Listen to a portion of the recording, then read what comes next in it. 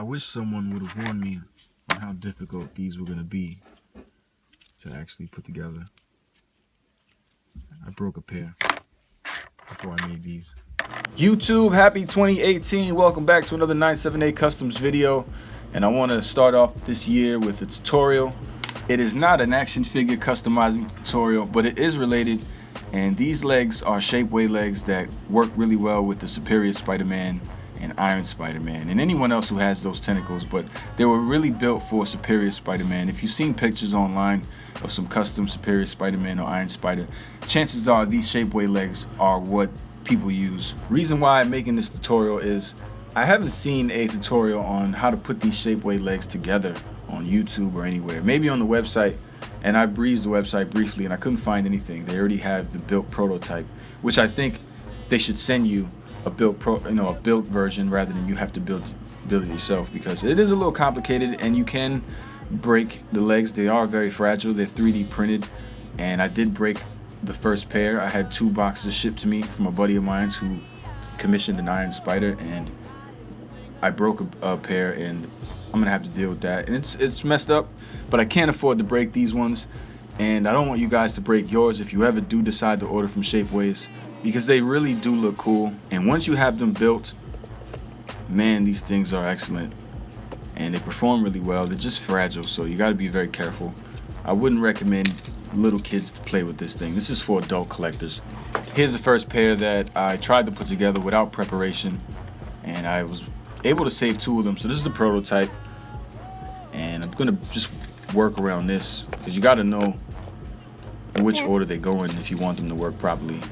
So these are the ones I were able to manage to save, and I may still keep them. 3 out of 4 were salvageable, and 1 of them just completely is useless. And I may make it, that one's it's not gonna work. I cracked it. And I may make a 3-legged Iron Spider with that one. But again, I want you guys to do this efficiently and correctly, because there are a couple steps to preparing the joints and the balls, or the ball hinges, whatever you want to call them, but you just can't stick them in. You're gonna break them. This is what happened. To be honest, I was really mad that I broke it, because these things are expensive. They're $35. You can't afford to break these things. They're more expensive than the action figure itself. So I just think that they should come already built rather than you have to build it yourself. But again, they are really nice and I do like them. Como un salvaje. We're gonna open this box, my mom would say, like a savage. I'm not keeping the box, no need to go crazy and open it elegantly.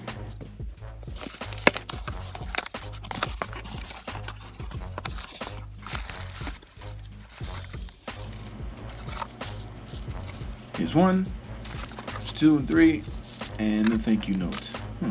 Let's read this. Thank you.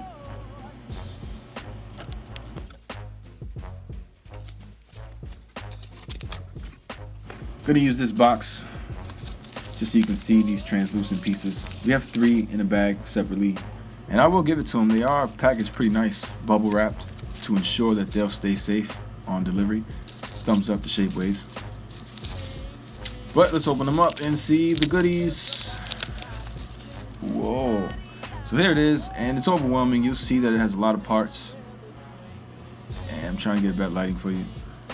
But these things, for some reason, smell amazing. These smell amazing. Like lavender lotion. Package number 2. And this seems to be the backpack and the ball hinges that go on the backpack.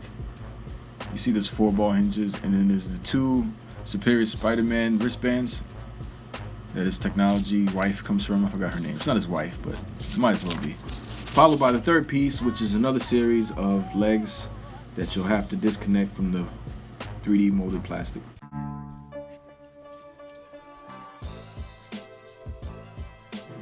These are the tools, some household items you may have: a hair dryer. You will need some sandpaper, some sharp toenail clippers, an X-Acto knife, and preferably some sharp blades. And that's pretty much it. See, what you have to do is get your X-Acto knife, and these little connecting points where the balls go in, you want to kind of lightly cut out around both sides just to give you enough room to put the balls in. And then do it on the flip side as well, because balls connect on both sides. And these balls may be a little big than need be, so you might have to sand around them once you clip off with the toenail clippers the excess plastic. So there's a lot of steps that you're not aware of when buying these things. So the first thing to do is to get your X-Acto knife ready. Got a new blade ready to go. Hello. We do not recommend children under the age of 13 to play with an X-Acto knife. Please consult your parent or guardian to help you not cut the shit out of yourself. Don't be a jackass. Be responsible. So like a bowl of Rice Krispies, they snap, crackle, and pop. That was whack.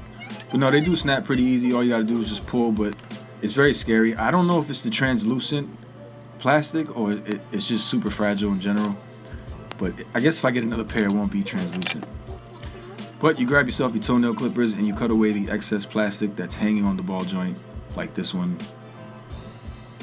And once you cut it off, there still will be a tiny bit of plastic there, and it does make a difference. And so you got to take your sandpaper and just sand away at the edges as much as possible. I'm gonna save you guys the trouble. I'm just gonna sand this off camera, come back when it's ready. One down, a few more to go, but that one's done, and the rest of them have the same issue, so you're gonna have to do that for every other piece. These pieces have some side plastic that you're gonna have to snip away and sand down as well. But to save time, sometimes I'll use an X-Acto knife and get the majority of plastic off. And just to be very careful, you don't want to chip into it. Just kind of line up with it and just scrape away softly, and then go back to sanding. Sand down to your desired look. Then you got to take the open part and take the X-Acto knife and just chip away tiny parts. You don't want to go too much, so it's best to just take little piece by little piece. And I try to take even amounts on both sides, so that way when I'm inserting the ball, it'll be evenly set. I don't know. This is the first time dealing with this thing, but you see I'm taking out just tiny pieces of plastic on both sides. And I'm trying to give you a close look so you can see the exact amount I'm taking out by placing it on my thumbnail. And this is difficult, man. This is the part that I say that we shouldn't have to do this part. This part, one, is dangerous, and two, it's unnecessary. Like, you don't know how much to cut, but you got to keep cutting anyway until you feel like it's the right amount of room. Remember also, you're painting these, so you might have to cut a little more for some paint to fit. So it's difficult to kind of measure what you want to cut. I'll just say go with the flow and don't cut too much the first time around. First time doing this, you're going to want to make sure that you have the pieces connected into the right parts, because putting them in is hard enough, so you don't want to take them back off unless you have to. See, my mistake was on the first attempt was just assuming I would be able to take this ball and just pop it right in. And you think it's enough room, but if you force it in, you're going to break it. And that's what I did. And so now I know you got to take some sandpaper and sand around this ball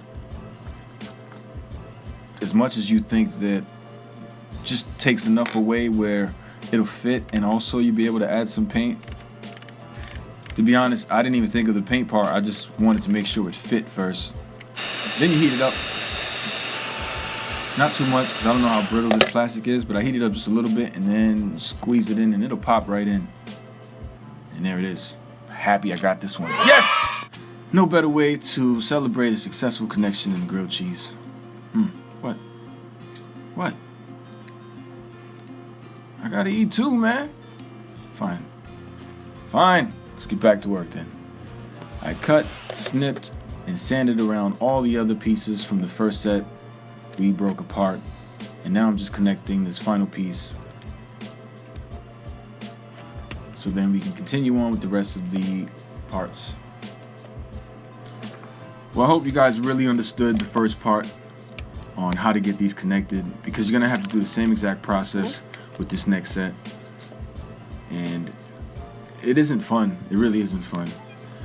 This backpack piece is probably the easiest, so we'll save it for last. But it does look pretty cool. Best to be a little more organized, and so I probably should separate these two so I won't get them confused. because they look very similar. Little differences between the two, so I'm just gonna make 2 separate piles, 4 and 4, just so I can know what's what. And to not go back to the website, I have this prototype here just to know what part connect to which parts, because you don't want to do them backwards. One of the balls are bigger than the rest of them, so it needs to fit in this correct place. First you gotta cut, then you gotta sand, then you gotta make sure you don't cut your hand. Use the blow dryer, turn it up higher, but please don't set your mama house on fire. Once you have all 3 pieces connected, you have 4 obviously, 4 tentacles, but 3 parts connected to this. It looks pretty cool. Now we need just this last final piece to finish off the tentacles. Moving on up. On the path to success, I finally got all 4 parts connected to each leg. Now I have 4 legs that bend at 4 points. Amazing. And it was difficult. It took a little while to get here. We made some sacrifices, but we did accomplish what we came to do. So let's continue. The easiest part, the backpack that holds all the tentacles, and the wristbands for Superior Spider-Man. And to take these apart, they're extremely different. No, I'm just kidding. Same thing, just snap off. We're not using these wristbands today, so we can put these to the side. We'll use it for a future figure. But we need all 4 of these balls that connect to the backpack. Then you snip away the excess plastic. You gotta do the same with these balls. On the back side, there's a little piece you need to snip off, because if you don't, it'll push into the back piece and then it won't sit on the back of your action figure. So just snap that off. It's really easy. But don't forget, it's better to be safe than sorry. So you might as well sand off these balls as well and give yourself some room to squeeze in. Once you got it in place, all you need to do now is connect it to the back piece and see how it looks. But that's what it looks like once you have it put together. And believe it or not, these things are actually strong enough to hold your action figure. I've seen pictures where people just like stand them up, and it's crazy. But they are nice and they are pretty sturdy.